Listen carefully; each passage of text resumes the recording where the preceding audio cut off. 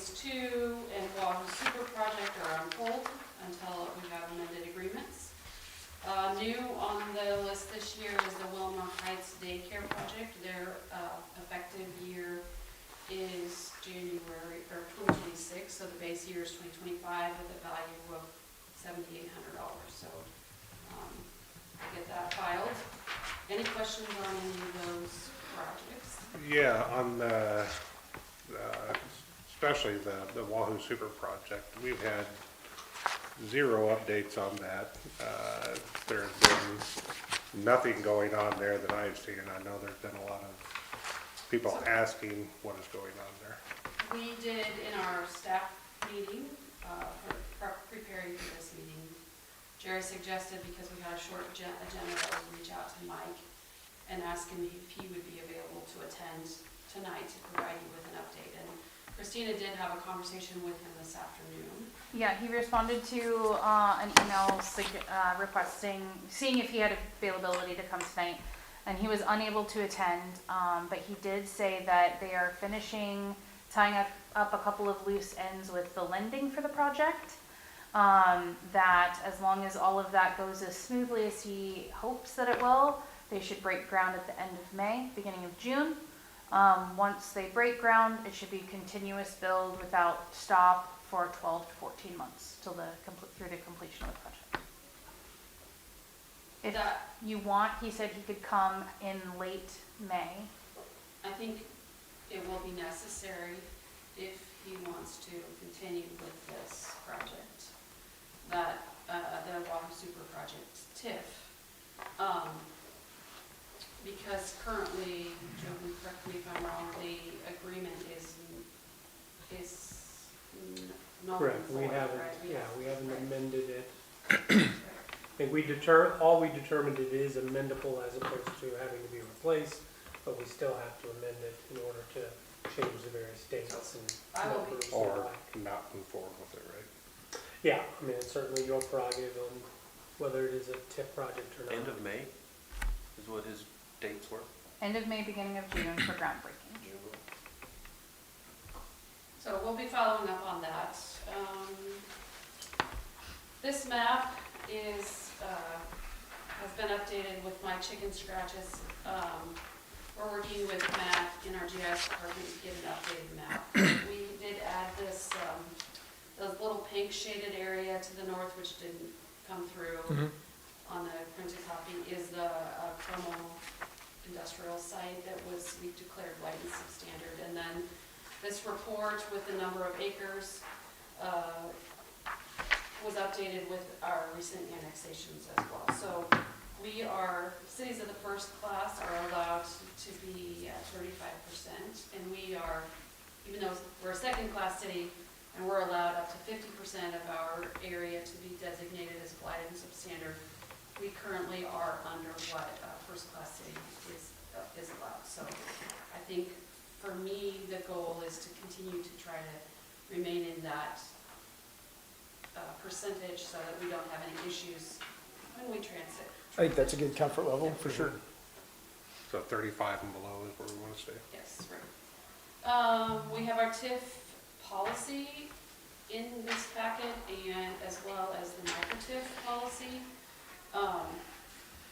I'm kind of sad that no one has taken advantage of the micro TIF because it's such a simple and straightforward process.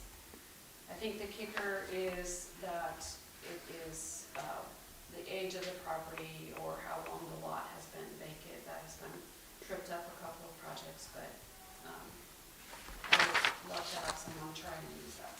Has there been much in the way of attempt? You said some properties were tripped up a little bit. Has there been? Well, the Casey's project initially, that seems like the right example, but it was already in a blighted area. I think we talked about the Casey's,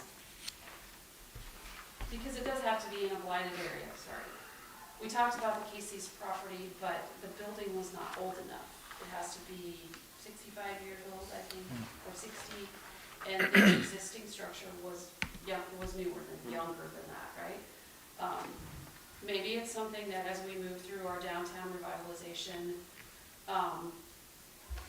planning, there may be some project identification where, you know, even if you're doing a minor upgrade to your facility, you're still increasing the value of it. And since it's a $50 application fee and a pretty straightforward process, which you can read through the details on how that works, it might be something that we can encourage folks to consider as we move through that downtown. Maybe the old laundromat.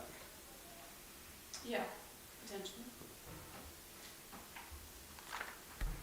Anything close to paying off? Is Omaha Steel about done, or is it done?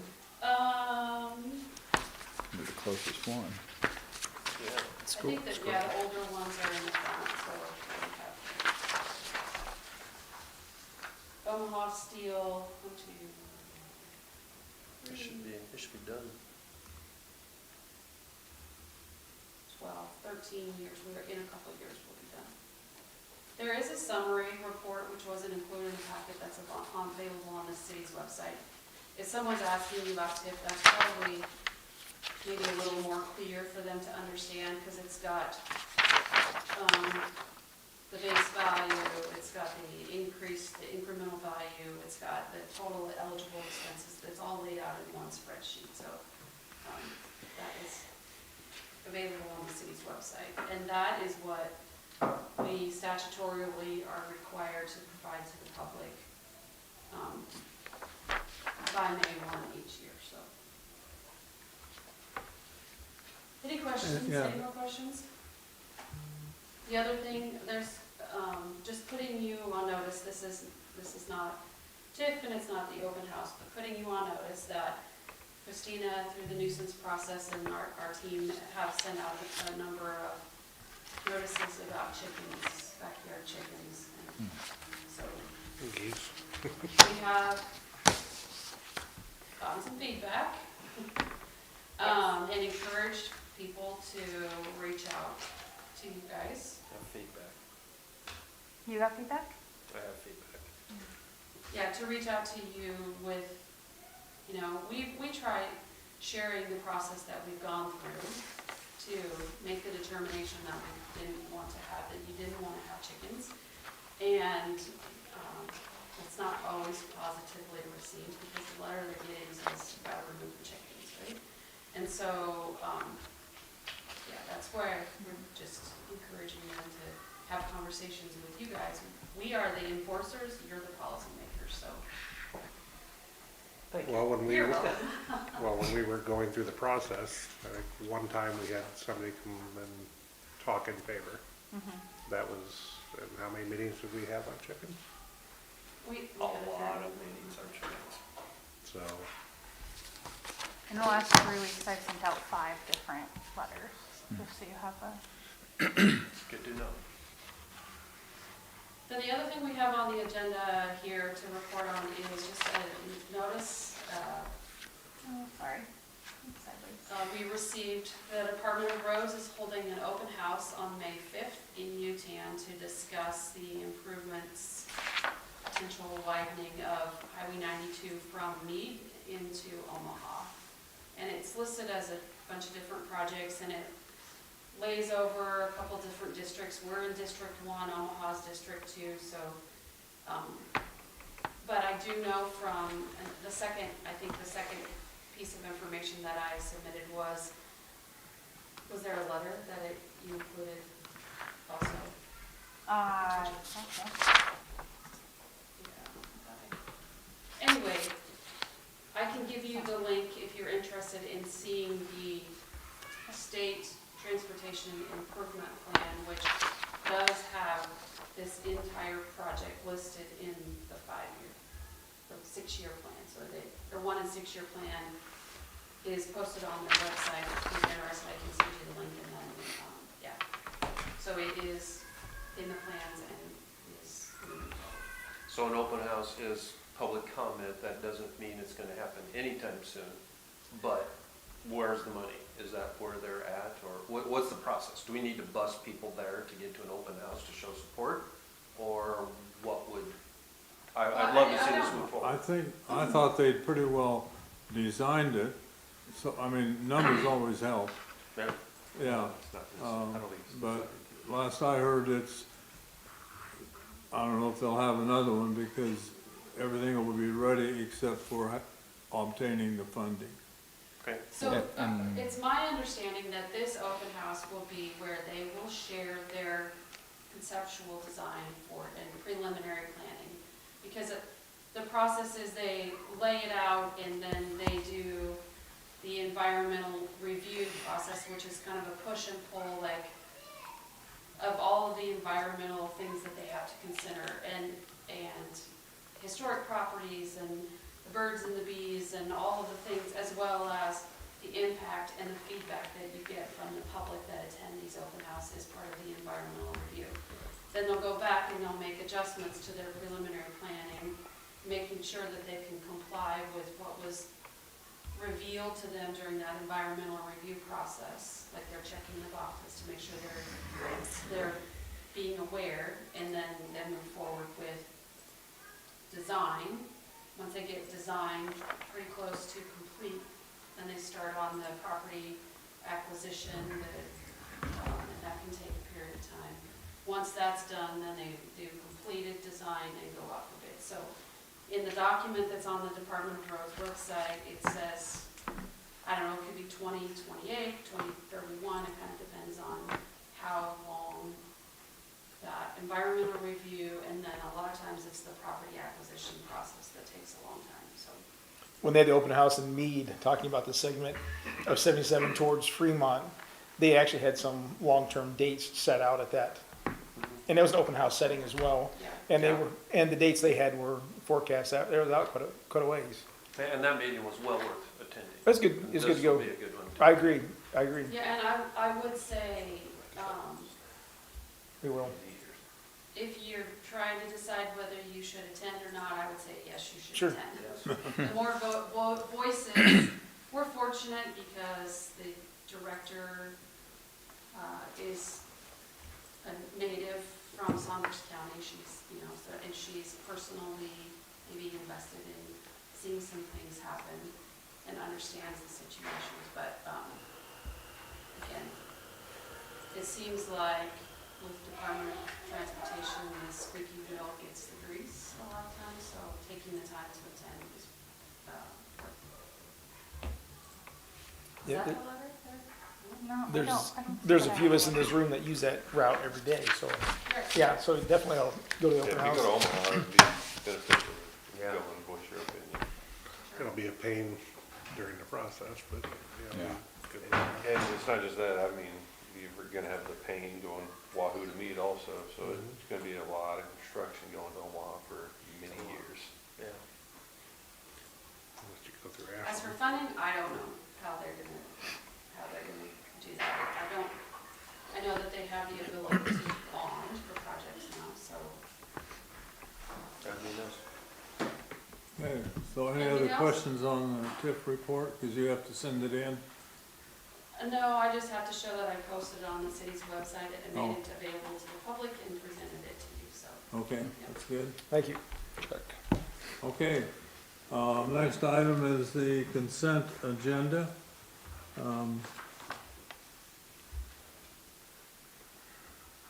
We have two sets of minutes from our regular meeting and our work session. I've never seen claims below $30,000. Pretty small number. That's always a good thing. Second? I make a motion to approve the consent agenda. Okay. I'll second. Second. Couple of them. Any other questions on the consent agenda? Roll call. Creachy? Yes. Ideas? Yes. Nagel? Yes. Rappel? Yes. Sweet. Yes, Okay, we don't have any, public hearings. do we have to, Uh, call the appointment of Jennifer? Action items not requiring a public hearing. Discussion and possible action regarding utilization of public property for the Wahoo Farmers Market as requested by Sue Boss. So, yes. You wanna talk, Sure. promote it? So for the last 8 or 9 years, I've managed the farmer's market out of the Bethlehem, or Methodist Church Yeah. on 7th and Beach.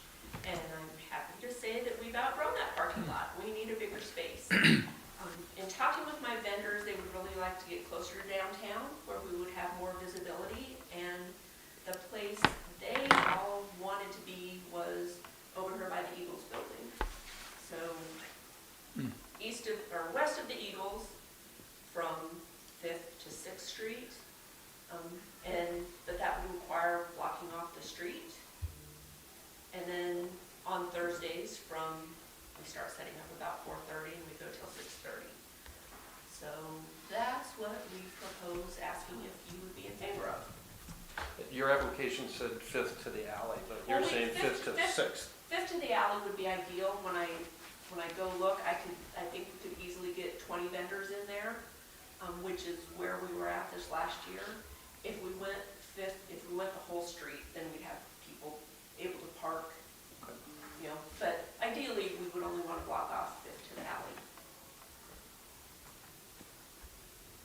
So hopefully I can get some food trucks maybe that would take up that extra space, or like I said, people could park there. It would just kind of be designated so there wasn't a lot of public parking happening maybe. I mean, I think it's a fantastic use. My mind is going to the liability, a public street, an event. Do we have to have insurance? How do we? So my understanding right now is we've run it as a project through the Methodist Church, and our liability has always been the church's insurance has covered liability. I was told that even if we held it off-site, because we do stuff off-site with our youth and our kids, that liability would follow us as long as we're still sponsoring the farmer's market, which we intend to continue to do. Joe, do you have any input on that as far as, does that sound right? Well, I mean, yeah, however they're receiving the funds, operating, whoever that entity is, would be having insurable interest against So yeah. anything that might happen. So the way we do it is all the vendors pay $5 a week, and that money is donated back to the church essentially to continue to support the farmer's market or any kind of food-related things that we do within the church. So the church is still aware or would be aware that it's off-site and their insurance still covering it? And I can look into that again. Like I said, I asked them when I said, hey, we've outgrown the parking lot, we need to find a bigger place off-site.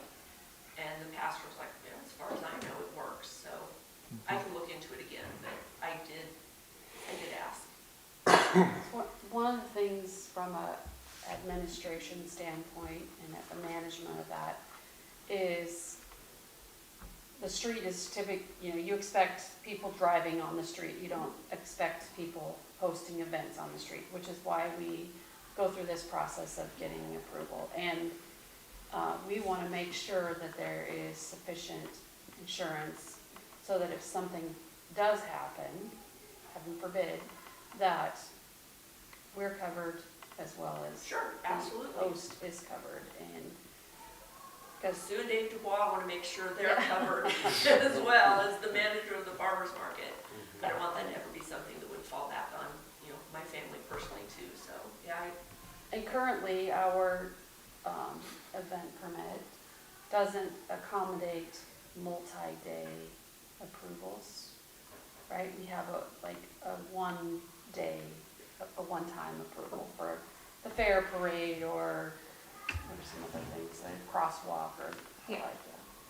Which is why number 2 is on there, so that we have the ability to kind of discuss what a multi-day event or a long-term event permit could look like. The library did offer to let them utilize the library's parking lot as well, if they thought that was large enough. They may be used for parking anyway. Right. Who knows? There will be a mural project on the Eagles. I believe their intention is to start that early July. And they've also requested to have the street closed during that project. And I've also spoken with people on the art council about that, and they don't think our being there would bother the muralist who's there, especially because, we don't start till late in the day and she's Right. probably done. But it would also bring attention to the mural going in, because Sure. there would be people there every week watching the progress of the mural and maybe even help getting some donations for that and keeping it going, so. And then Joe Wynn, our street superintendent, was not present at our department head meeting. He had some other things going on, but I have not had a chance to have a conversation with him about what that barricading looks like. Our staff typically is done at 3:30, and so we need to figure out exactly how that barricading would work if that's the route we want to go, so. Well, and is it something that if the barricades were there on the street, I could pull them out at 4 o'clock or 4:30, or? I need to speak with him and see how that, and again, it's not that, certainly not from my point of view that we don't trust you or that you aren't knowledgeable enough to put it out. It's a liability conversation. So do I need to go to the church's insurance and get a letter or something that says? I think that would yes, be It's covered? the first step in, allowing us to move forward. And then we can talk, I'll speak with Joe and we can talk about it. I guess, do we need to make a decision on the multi-day events? Put that cart in front of the horse, and then talk about actual events, maybe. Well, I think you had some thoughts on, Right, so our event permit process right now is approved by Joe as the street superintendent, fire or EMS, and then myself.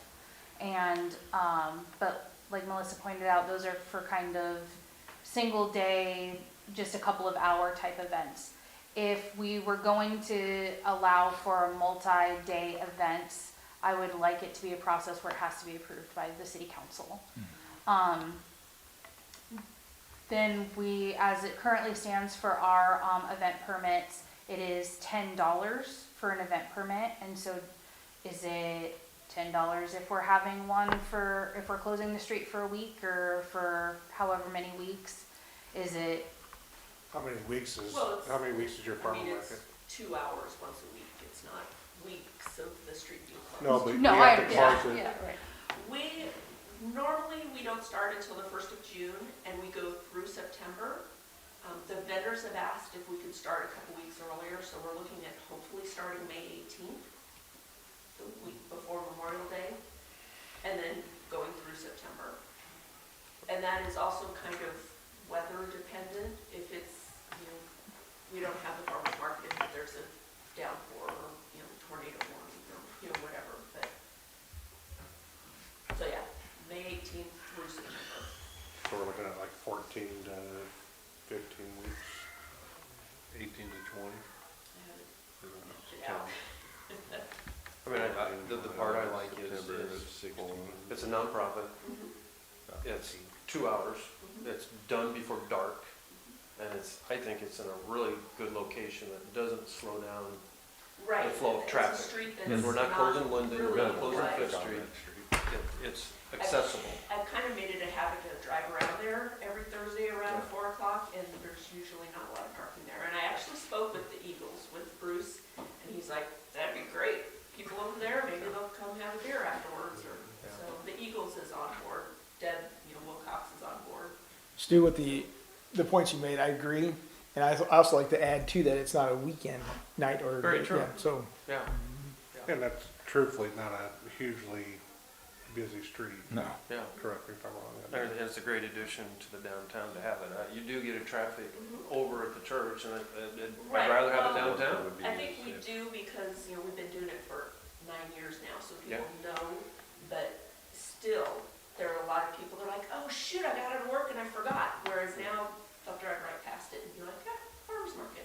I guess my mind is just going to the next time somebody wants an event, what criteria are we establishing for you?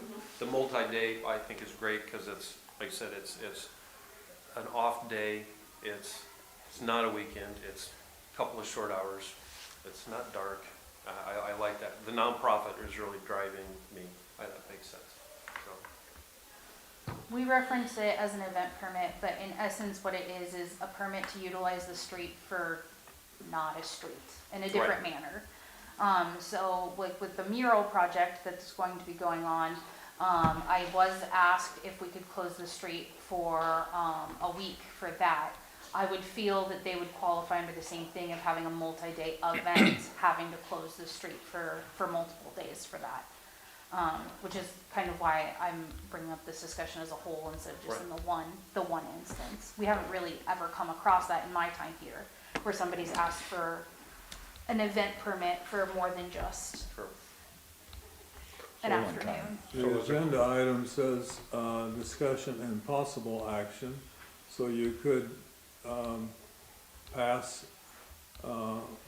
until you get the second section with the, municipal codes, or you could vote on number one, subject to getting a letter covering insurance, and, we settle on the schedules and that type of thing. Can I Yeah. just make, I guess my thought process is if you want to check on your insurance and verify, we'll have a conversation about barricades and what that looks like. Then on the next agenda, provided you guys are interested in looking at a multi-day amendment to the code regarding multi-day and the fee schedule, we would have those two items on the agenda first.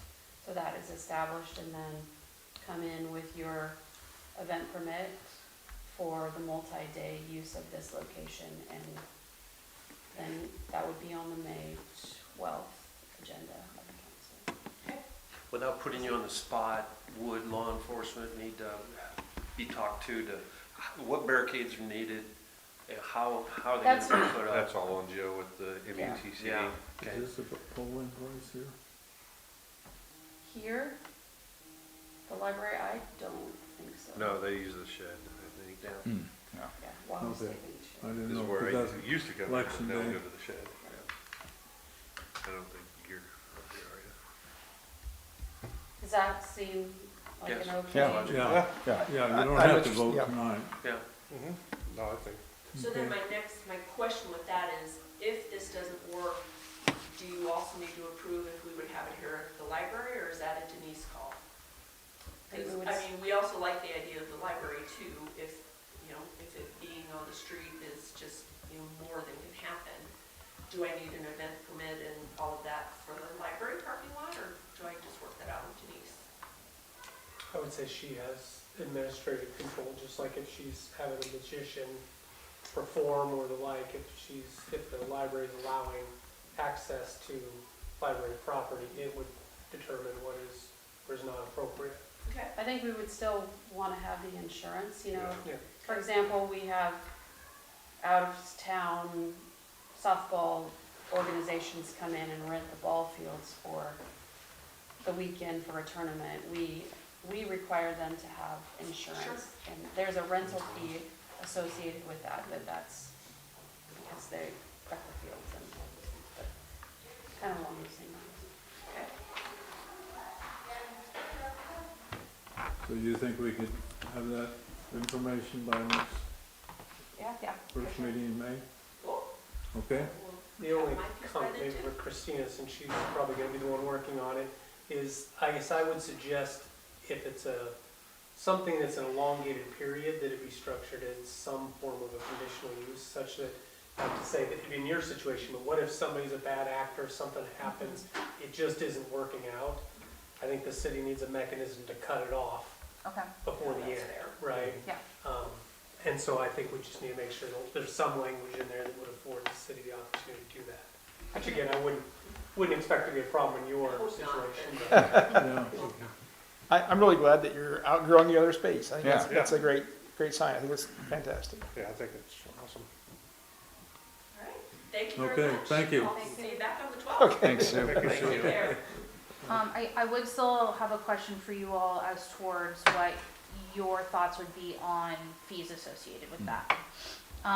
For comparison reasons, if an individual comes in for a peddler's permit, it's $10 a day or $100 for the year. If they come in for a food truck permit, it's $50 for the day, $100 for the year.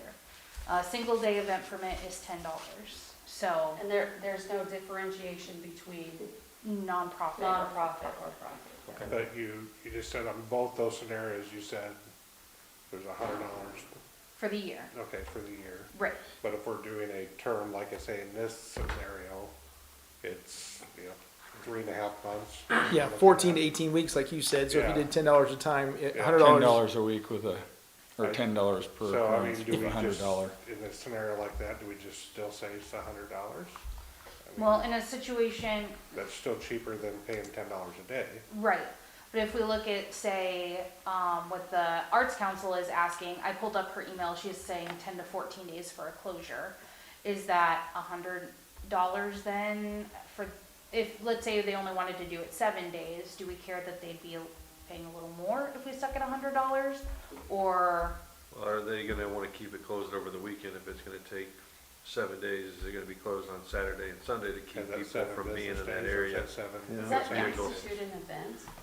I'm just thinking through this, like, It's more of a Yeah, I repair. mean, to me, it's almost the same as you have a construction activity, you close down the street relative to a construction activity. That's It's just more of a sit-up project decision, than an event. But what would a building permit, I guess, cost you know.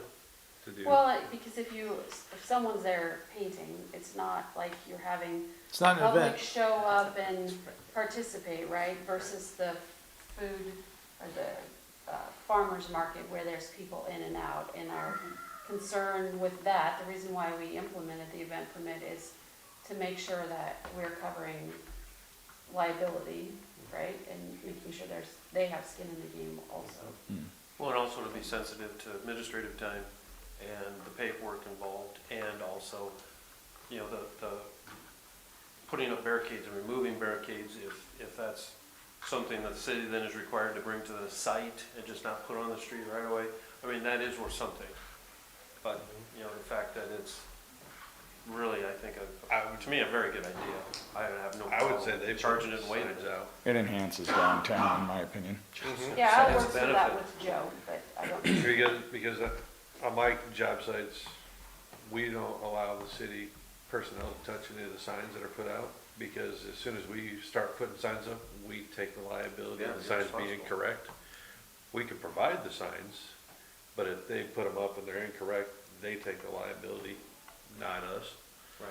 So that might be a discussion with Joe, is if he's comfortable telling them where to put them, they need to be put out here and here so far apart, and they put them out and they're wrong, they took the ownership of the signs being incorrect and not the city. In the past, when from the fire department perspective, when we've closed down the street for open house, the city would leave the signs out for us to put in place. Right.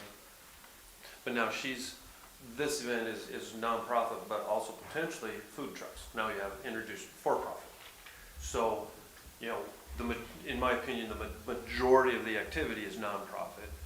What if you have 6 food trucks? Now all of a sudden you're for-profit. But That's different. every vendor is also making a profit. Or is it? Is She- this an umbrella policy? Well, an but umbrella I mean, permit? she's not making, the church isn't making a profit because they're reinvesting it back into the church to do other activities that they do. Right, and I'm But throwing each that out to individual, argue. each individual vendor that's showing up is making a profit. Yeah, that's all different when they're for-profit. So it's a different kind of thing, because, most of them are making a profit. Yeah. They're not showing up just to break even, they're trying to make money for growing their produce and selling it, or crafts that they make. We That's would, why they give Joe in to put the right Would the words food in. trucks have to have their Well, own so- permit? we would Yeah. expect them to have, Yeah. be licensed food truck vendors. Yeah. Okay, and they do their own separate. They would Permit. have to as part of They'd that. have to. Yes. To gain access to the property, they would have to. Yes. Because our regulations on food trucks state that they cannot be on public property. They cannot be on the street or in the street right of way. They're not But supposed to, could they under this umbrella unless permit? it's part of an event. Okay, well, that would be part of the event then. So, Yeah, and on the Yeah. fee schedule, certainly a person could, but wouldn't have to say, the fee is X, subject to a nonprofit request for a waiver in full or in part, right? But So you'd have the discretion in that The situation. truthfully, the only applications that we have, for the most part, Are non- are nonprofit. The Okay. Saunders County Fair Parade, and most of the time, the $10 per event is not an issue, so. This is what we have, this little bit is what we have for event permits.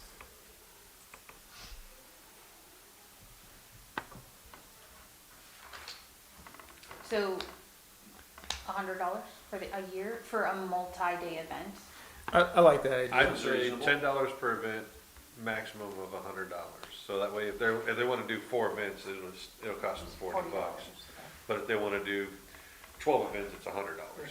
And if we deem that the mural repair, if you wanna call it that, or the overlay, Is not an event. is not an event, then That's to a- me, that's more of a, yeah, More of Well, a 'cause project, I agree. improvement. To Melissa's Improvement. point, I think It's not really an if event. we're worried at some point because there's construction activities happening adjacent to a public way, part of the city's responsibility is to decide when it ought to be, that public way ought to be shut down, right? Because it's not safe for the construction workers, the pedestrians, or the like, right? And I think the muralist's intention is to bring a trailer with supplies and potentially put it in those parking spaces, more than actually like closing down the whole street. I'd be Well, closing the then- sidewalk mainly. Right. Couldn't they just use cones at that point then, around their trailer and stuff like that? So, I mean, But you would have to close the sidewalk technically. well, yeah. And that probably would still require something from the city for closing. Or the city. Just a notice that it's gonna be closed, not like a permit, an event permit or something. So one more question, just having some forethought on this. If the same entity was requesting multiple events throughout the year, does that still count towards that maximum of $100? I would say per event. Okay. Like if the Event same singular organization was requesting multiple events, they can either do the one-off event permits or they can request this longer term, but they have to tell us at the beginning what those dates would be. Yeah. Gotcha. And if they came in 6 months later and said, well, we have more Another dates, event, yeah. that'd It's be a a new new, Mhm. okay, Okay. That'd be pretty Or at a registered. different location. Yeah. or at a Or a different different location. night. Do we need to clean up language to, Yeah, I can, Okay. I'll do something and send it to Joven to make sure it's right. yep, yep. Yeah, okay. makes sense. Okay, good discussion. So we'll look at it in 2 weeks or 3 weeks, whatever it's gonna be. Okay, approval of ordinance, 2497 to the renewal of conditional use for Liberty House. I haven't heard any, have not received any complaints, or I haven't heard any, have we received I anything? haven't heard any, and I reached out to police, fire, and EMS, no one had any concerns.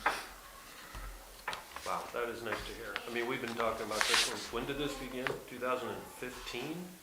Yeah, that sounds right. We've been at this a while, and in the beginning, it was quite contentious. It's nice that it's quiet. I still don't know what this state's oversight is of the facility, because I don't know. The last time I checked, there still hadn't been an update. I think the statutes say a random inspection at least once every 5 years, and if you went on there, It's been a the long last time. inspection has been many years A now. long time. Yeah, More than 5. more than Yes. 5. Gotcha.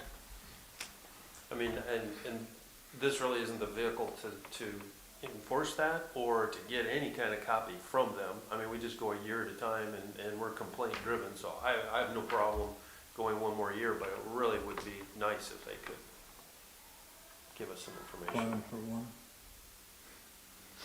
So I guess with that, I would introduce an ordinance to go one more year at a time on this. I'll second. So renewal, yeah, we got enough to vote on an ordinance? Yep. Yeah. Okay, introducing the ordinance, is there a desire to waive? I mean, it's one of those things that we waive them all the time. Do we let this one play out so people know that we're talking about it? And look, we vote on this for the next 3 months, or the next 3 meetings? I don't have a problem doing that, because I don't want to be in the habit of always waiving these things. Okay. So- Or now Or we've they- opened it, or they and able maybe to the keep next doing meeting, it, if though. there's no other comments, then Sure. we can With the other one waive. expiring on the 30th. Well, that's true, I don't want to. I mean, it expires on the 30th of this month in 2 days. So if we I don't guess we- approve this, Motion introduced. Waive. Approve it. Okay. Approve the I understand what you're Introduction. doing. I know what you're trying to do, but Yeah. I'm just trying to say, if we don't, Yeah, what we can. happens? Do we have to Starter. kick them out for Yeah. a couple weeks until we decide, oh, no, you can do it now? Okay, there's a motion to waive. Yes. Yes. And I'll We're second. just gonna approve, motion to approve the renewal, the ordinance, and then next time we'll. And waive. No. There- Oh, I did the waive because they And expired you in 2 decided days. to waive. I waived. Okay. I'll second Okay. that. Okay, Because, yeah, with it expiring on April Yeah, 30th, you it probably have to doesn't make fashion it as a sense. separate motion to extend for 30 days. Yeah, along which with might as the well first just waive reading. okay. So It's there's clunky.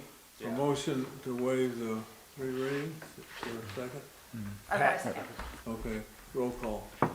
Krejci, Yes. Nagel, Yes. Rappel, Yes. Ideas, Yes. Sweet. Yes. Okay, now vote on the final, roll call. Krejci, Yes. Nagel, Yes. Rappel. Yes. Ideas. Yes. Sweet. Yes.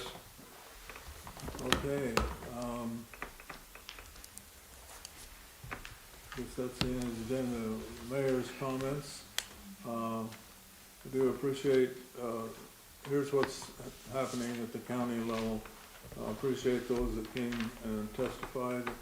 I guess it's in the minutes. I haven't seen the minutes yet from the meeting, the 21st. But I think they got the message, and we're gonna kind of lay off on it now until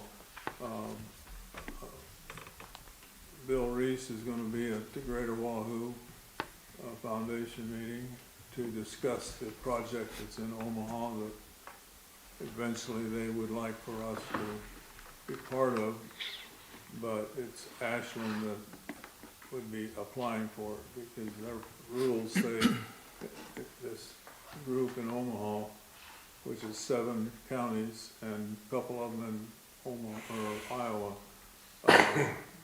their bylaws say it can be a city or a county, but it can't be both, in our case. So Ashland is kind of leading on that, and I think the general consensus is wait till we at least have a chance to listen to Mr. Reese, plus have a board meeting of Greater Wahoo to see what we want to do. Because I believe most of these other counties are pretty much urban, and if we want to do more rural, well, we need to be talking about it. And council have any comments? I do have one thing. Curiously, twice within the past week, I've been contacted by downtown business owners, both suggesting or questioning the number of vacant properties in the downtown area that are owned, but maybe falling towards disrepair or not being used. And the question that was asked was, is there anything that the city can do? And that kind of leads you towards different nuisance dialogue and maybe some other avenues, but I said I'd bring it up and maybe something we can continue talking about, but what to do about vacant property that's not being used in the downtown. I read somewhere where there's a fee charged for a vacant building. The owner is charged $100 a month. If we were to adopt the vacant property registry, Yeah, right? That's so there's something, a process. right? Yeah. The other thing that I think is pretty timely in the conversation is at the next council agenda, I will be bringing the scope of services with JEO for the downtown revitalization planning process. And as part of that process, and you'll see from the scope of services that they lay out, they will be doing an inventory of infrastructure, buildings, uses of the entire defined downtown area. And then moving forward, then make recommendations for projects to address dilapidated conditions or projects that improve and bring the downtown appearance or use up to to what our expectations are that are laid out in the plan. So That is timely, because one of the concerns also brought up was, some of the storefronts or maybe even awning fronts are looking shabby, shoddy, and is there anything that can be done to maybe make those better? So that is timely, and I think that's wonderful and timing. there will be, I just spoke with Kristen, who's working on this project from JEO. We're gonna have several opportunities for the public in general to provide their input in the form of a community survey. We'll also have a survey going out to all of the downtown business owners that is a little more in-depth for them to provide feedback and what their challenges are or things that they would like to see. We've also included some like community engagement opportunities, they call them pop-up events, where they might, during some, I don't know, a Thursday night sale that the downtown might have, sit on the corner of the street and have people stop in, share their information, or the fair parade or the fair, we haven't identified what all of those pop-up opportunities are, but they're, I guess what I would ask you to emphasize with the person who's contacting you is that they need to be watching for the opportunities to get engaged and then be engaged. Then be engaged. Right? Provide the information, be part of the process. Well, I think with some of those survey results you might get a lot of detail then. That'd be exactly what we need, so perfect.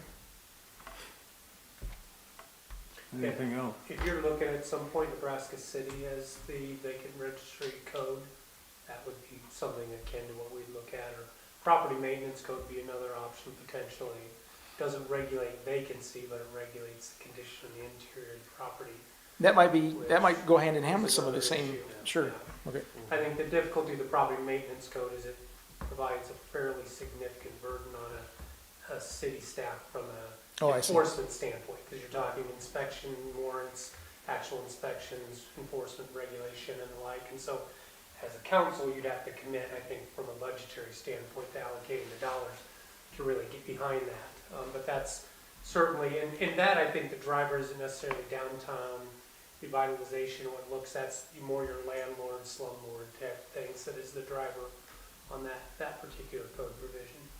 What would be different if we would, because we have some vacant homes, is that generally the same, but it would be a different guideline or a different? It is, yeah, Oh, it'd be the okay. same application or form process when you have extended vacancy that you're required by ordinance to actually put yourself on the registry. It's monitored by the city, fees associated with it, all of that. And then the next question is, beyond that, well, what is the condition of the interior of the property? Because the problem for the city right now is somebody may say, hey, that building's sitting there vacant for a long time. Well, if it's not unsafe and it doesn't constitute a nuisance, there's not a lot we can do, quite candidly.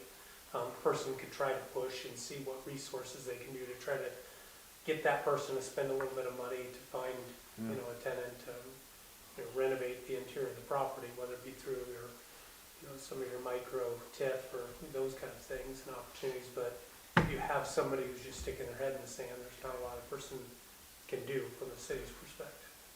Right. Well, again, I think the key here will be the downtown revitalization project and keeping that going forward. Yeah. It'd be nice in any instance to have the carrot and the stick, right? Right. To have to say, well, this is the stick and there's the vacancy registry and all of that, but there's also microtip, there's also opportunities that we can help you through the process, right? Because that process, in the proposal that was presented by JEO when we were going through our selection process, is about an 8-month planning process, and so hopefully by the end of winter, next year, we would have the plan prepared and ready to move forward. And in that plan, if you looked at any of them in other communities, there are specific identified projects, and that's one of the things that when we applied for the CDBG funding, that they really want to have come as an outcome. There are specific projects, whether they're small or large, that are identified and are actionable, because then that moves into the second phase of funding opportunity, which is an actual implementation grant, which that process usually opens up, or grant applications are due by September so, yeah, I think that it might, the wheels are turning. I think It so. might turn not as, I think so. not as turn as quickly as what, maybe the person you're speaking to like to see him, which would be next month, but, yeah. I think it's a great conversation. I think there's a great direction, so. Comment and a question. Comment, I have a letter from, I guess, my neighbor, a chicken owner, and well-written, and they enjoy having chickens and have been told not to, and, that takes a lot of our time if we're gonna try to do anything different. It was a while ago that we did not do chickens, and we only had 1 or 2 people in favor of chickens, so just make a comment. So we've got people wanting to have some chickens, there's more of them. Question, the LB 803, how are we doing with that? Is that a viable project or something that we can use, the turnback tax? Is it 803? Did I have that right? Yeah, it's Yeah. Yeah. Okay. Yeah, that is what we talked about in our work session, the LB 803. Yep. And it is something that I am investigating. Just need to get our team together of our legal counsel, Mike Rogers, who does our bonding, Cody Wickham, who does, Mike Rogers is bond counsel, Cody Wickham does the marketing, the bonds, and probably Kevin and myself, and sit down and lay out a timeline, and then we would bring more information to you. Because you'd mentioned there's an application process, there's a lot of work that goes into it, but it's nice to hear we have a way to move forward maybe. Now that we were talking that we were moving forward, we wanted to see if we could have it on the ballot in November, and not sure if that's a viable time frame or not. So. Right, and that's something that I need to speak with those two individuals about. Only question I have, and it's one that I'm sure everybody in this room has had questions on, everybody keeps saying there's McDonald's coming to Wahoo. And I know that I've been asked more than once, right? I know you have out of the golf leagues last week. It's happened a lot, and if there's any information on who the purchaser of the Burger King property was. So we don't have any definitive answers at City Hall. I can say Dry Run Commons Phase 1 was approved by the City Council.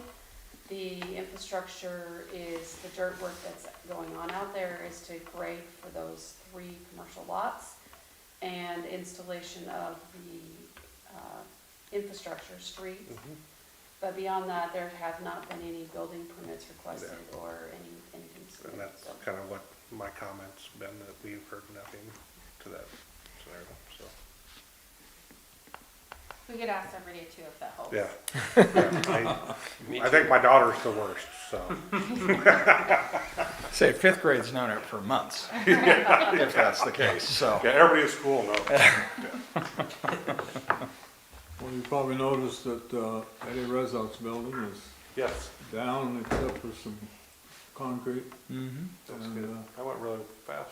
Yeah, once they got rolling. Well, I mean, once they quick, started, yeah. yeah, I mean, Yeah. It's amazing what that equipment can do. Also, Denise and I have had a conversation, and we agreed on the library foundation is going to be putting up informational signs in the front and the side yard that says, this improvement is made possible with generous donations through the Wahoo Library Thank you. Foundation. Yeah. And for those people who haven't heard the word yet or don't believe what's shared on social media, it is legitimately 100% foundation. So we were I saying- heard nothing but positive feedback for what is going on in Chestnut Street on some of the older buildings.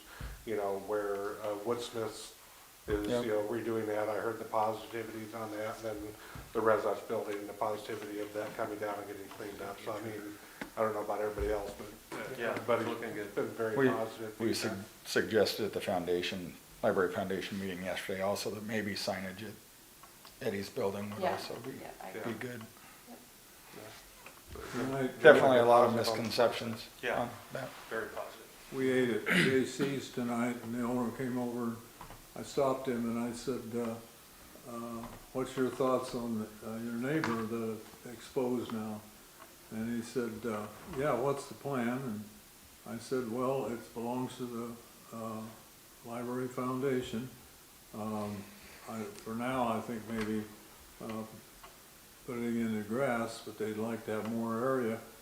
If you're interested in selling the rest of your property, talk to us. He didn't respond either way on that, but. Yeah, probably not. Anything else? If there's nothing else, meeting adjourned.